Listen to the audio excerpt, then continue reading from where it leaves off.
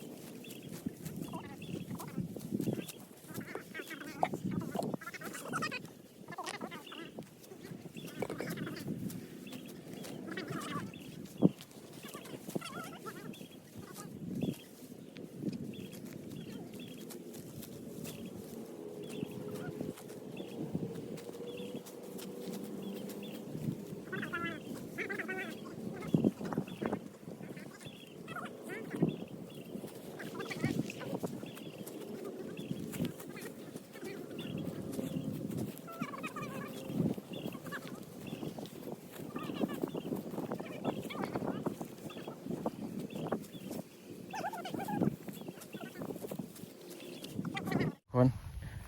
เขาก็จะได้ถ่ายบางซากบางตอนเลยทุกคนเขาจะได้เกี่ยวข้าวก่อนอีกจังน้อยนะเขาจะถ่ายเบื้องไม้ทุกคนมาเบิ่งข้าวญี่ปุ่นนะทุกคนนี่ดูรวงนี่มาดูรวงใกล้ๆไม่ใช่รวงน้อยๆนะเนี่ยถ้าใครอยากได้สายพันธุ์นี่ติดต่อมาเลยนะเป็นข้าวญี่ปุ่นนะข้าวญี่ปุ่นทุกคนกินแล้วเป็นอะไรกินนี่แบบมันจะนุ่มละมุนละลายในปากเลยนี่แหละทุกคนกระสีประมาณนี้เดี๋ยวเขาจะถ่ายเบิ้งขอเกี่ยวข้าวก่อนทุกคนไปพี่น้องตัดภาพมาแบบนี้ก็เขาเกี่ยวแล้วไปส่องให้แล้วทุกคนนะทุกคนไปเบิ้งกันทุกคนเกี่ยวเสร็จไปแล้วส่องให้ทุกคนกำลังสิเกี่ยวอย่างให้เน่งทุกคนเกี่ยวให้นี้แล้วสิพักผ่อนทุกคนไปเบิ้งกันทุกคนเนี่ยให้นี้วันเราเกี่ยวตอนเช้าทุกคนแล้วนี่ให้หนึ่งแล้วก็ให้กันเคืองนี้ทุกคนแล้วอีกให้หนึ่งเป็นสองให้ทุกคนนี่ทุกคนเราเบิ่งเฮ็ดเกษตรแบบผสมผสานพี่น้องนี่ทุกคนนี่ปลูกข้าวผสมหญ้าทุกคนส่วนข้าวแหละคนกินส่วนหญ้าเลยปล่อยไว้ให้งัวทุกคนนี่ทุกคน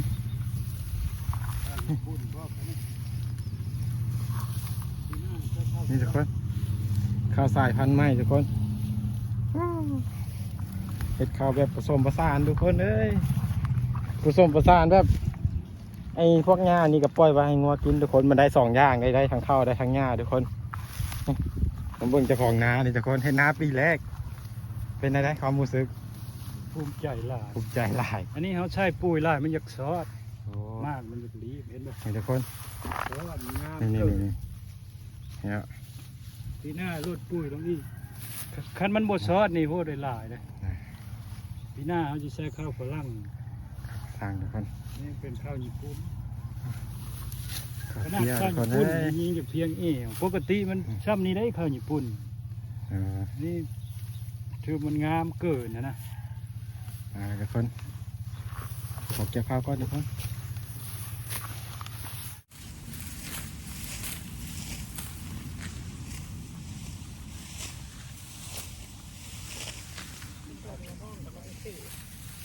เกี่ยวมา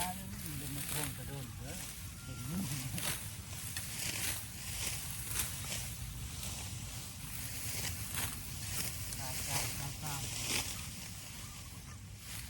เกี่ยวข้าวในรอบหลายปีทุกคน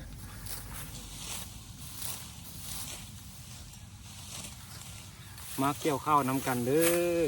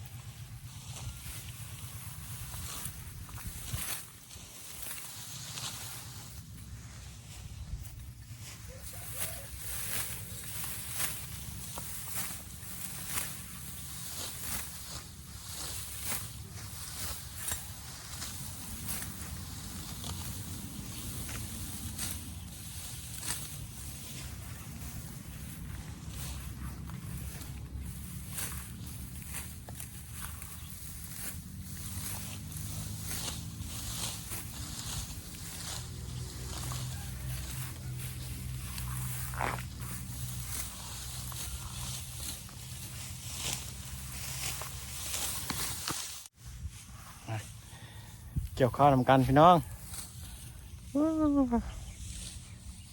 เฮ็ดเกษตรแบบผสมผสานพี่น้องเอ้ยขอเกี่ยวข้าวก่อนทุกคนแล้วเขาสิถ่ายเบิ่งไหมทุกคนเอาพบเอาพอกันช่วงนี้กับค่อยคำลงแรงแล้วทุกคนพบกันช่วงนี้กับประมาณ3 โมงแล้วทุกคนนะเราจะพาเกี่ยวข้าวอีกรอบนึงทุกคนเกี่ยวข้าวรอบแรงทุกคนเพราะว่ารอบซ้าเขาเกี่ยวแล้วทุกคนรอบซ้าเขาเกี่ยวได้2 ไฮทุกคนไฮที่3ไปแล้วเขากินมา3ให้มันแล้วไฮที่3ทุกคน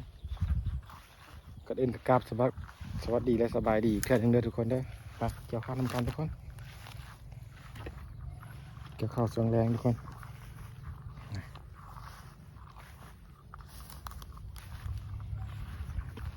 ไปทุกคน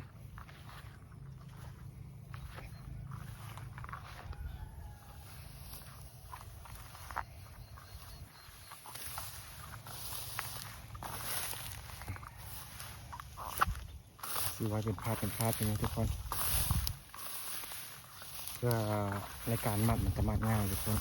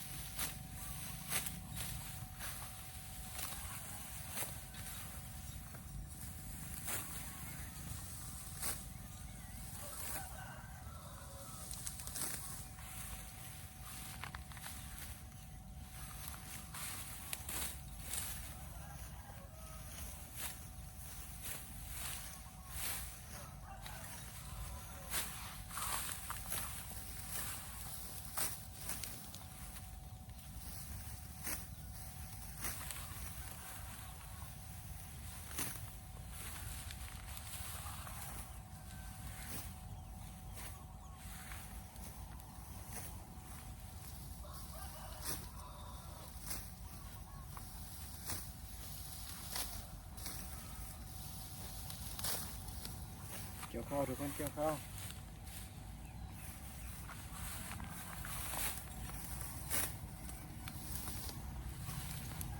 วผสมหญ้าทุกคน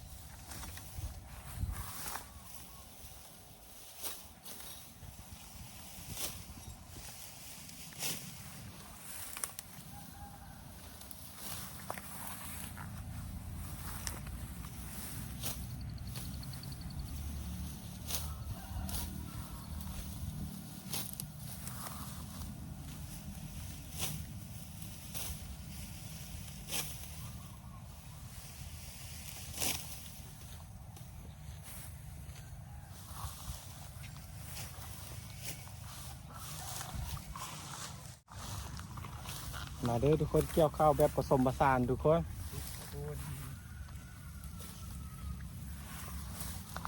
ถ้าเป็นกำลังแห่งใจนะทุกคนกดไลค์กดแชร์กดแชร์กระน้ำเข้าไปทุกคนกระทืบเข้าไปว่ะกระทืบได้กระทืบแชร์เข้าไปทุกคน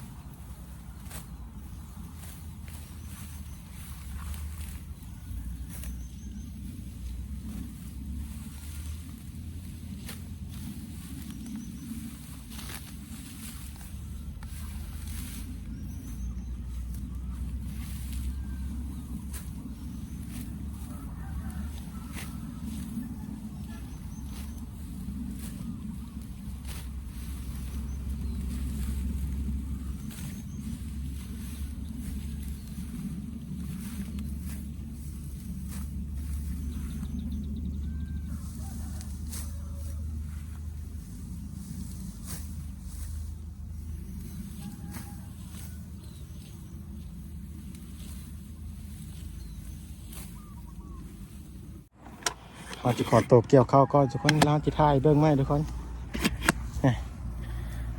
กระสีประมาณนี้ทุกคนเราจะขอตัวเกี่ยวข้าวทุกคนเดี๋ยวเราจะถ่ายให้เบื้องอีกรอบนึงทุกคนแล้วสิสรุปให้เบื้องว่ามันได้จังไห้ทุกคนรับเกี่ยวข้าวมือนี้ทุกคนขอตัวเกี่ยวข้าวก่อนทุกคนทุกคนตัดภาพมาวันนี้ก็มาลงอย่างให้อย่างแล้วทุกคนให้นั่นแล้วตอนนี้แล้วไปซี่ให้แล้วทุกคนให้ที่5นี่แต่ว่า50แก้วให้ที่5แล้วแหละเขาสิพากันเมื่อก่อนทุกคนเพราะว่าเมื่อกี้นี่ฝนตกทุกคนบ่ได้ถ่ายทุกคนเบิ่งเพราะว่ายันฝนตกอีกตะแรงมันสิต้องทำข้าวทุกคนเขาจะได้เกี่ยวแล้วให้นี่ดาวสิมื้อนะโอ้ทุกคนข้าวทุกคนข้าวหรือหญ้านี่ทุกคนเอ้ยนี่ข้าวผสมหญ้าทุกคนเบิ่งทุกคนนี่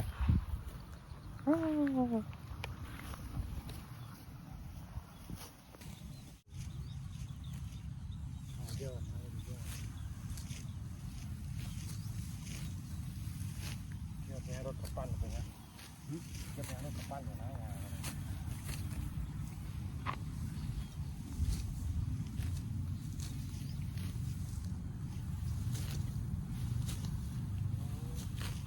คณะก้าแบบนี้พอเกี่ยวอยู่ไหนคณะก้าแบบนี้พอเกี่ยวอยู่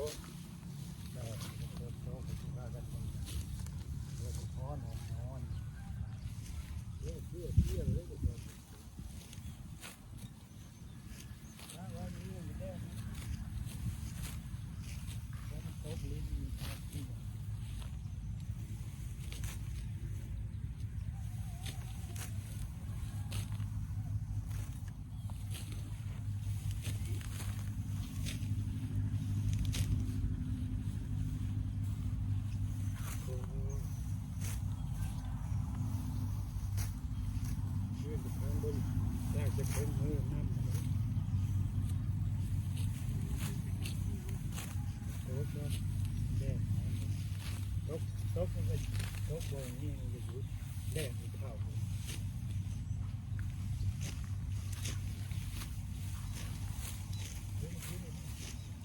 ี่แดดแต่มันโผล่ลงมาแดดแห้งแห้งแบบละลายมันอัดที่นี้อัดที่นี้จะได้มันจบได้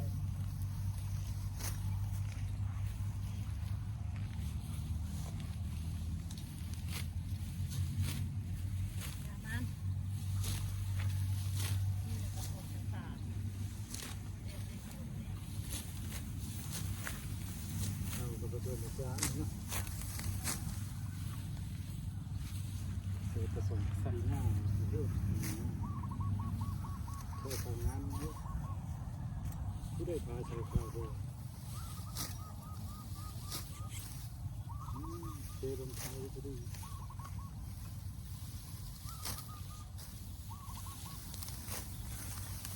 โอ้ก็จะได้ผลมันโตในน้ำเป็นเพื่อ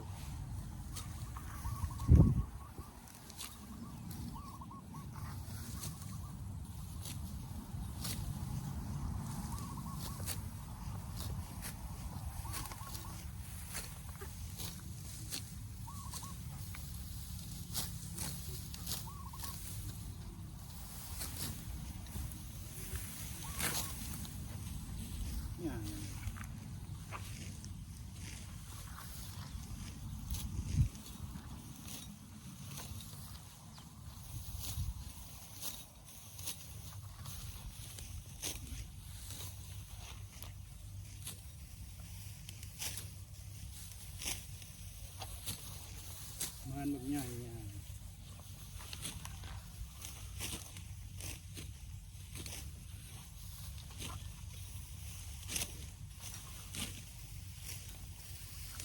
ปีหน้าเราใช้หญ้านี่นะก็คือทางปูนเกี่ยวแป้งง้อเลย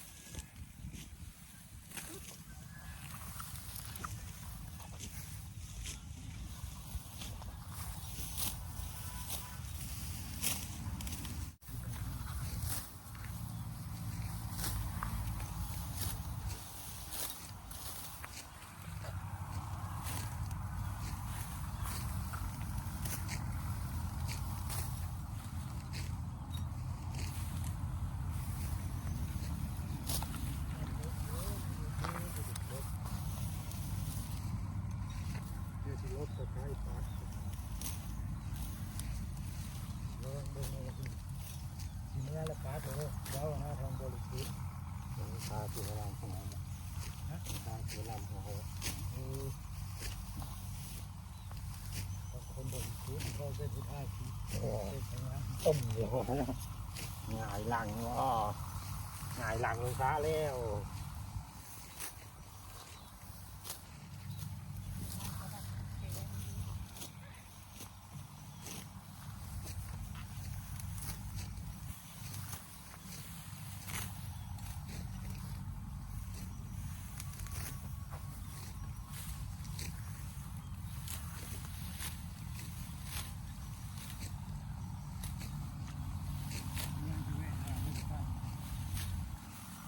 บ้านตรงนี้ได้หลุดบ้านเป็นช่องทำ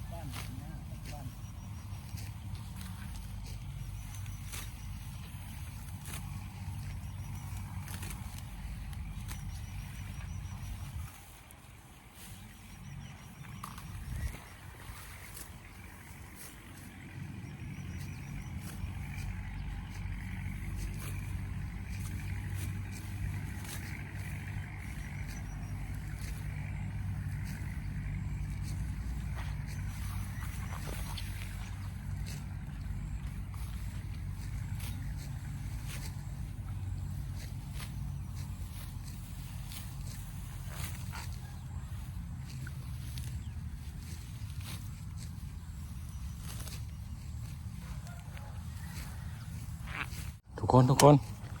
นี่เบิ่งข้าวทำกันนี่ทุกคนป๊าดเต้ยทุกคนนี่ผู้ข้าวพันหยางเป็นอันนี้จ้ะทุกคนนี่โอ้ทุกคนเลยนี่ข้าวสายพันธุ์ไหมทุกคนข้าวสายพันธุ์ไหม